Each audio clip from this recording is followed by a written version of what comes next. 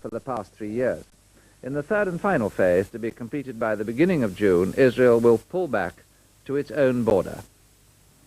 This was the most delicate stage of the withdrawal so far. At first light, the Israelis pulled out of eastern Lebanon, flags flying high but smoke bombs covering their retreat. For 3 years, they've faced the Syrian army here head-on. For 3 years, they've had their heaviest guns trained on the Syrian capital, Damascus.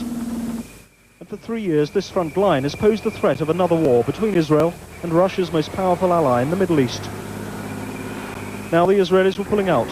Thousands of men, hundreds of tanks, the best part of their army in Lebanon.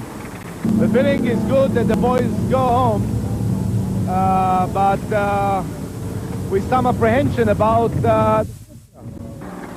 As they withdrew, the Israelis distributed leaflets in every one of the many villages they passed on their way south.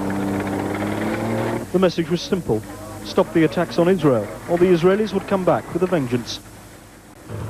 It highlighted the very real fears of this army, that as it retreats, the Syrians will move forward in its place, to link up with the Shiite Muslim militias that have hounded Israel out of Lebanon these past few months. It's for that reason that the Israelis are, as of today, drawing a new line in Lebanon and building a buffer zone that will stretch right across the south. Tens of thousands of people in the southern Lebanese army, the local militia the Israelis train and pay. We discovered as well more destruction, more killing.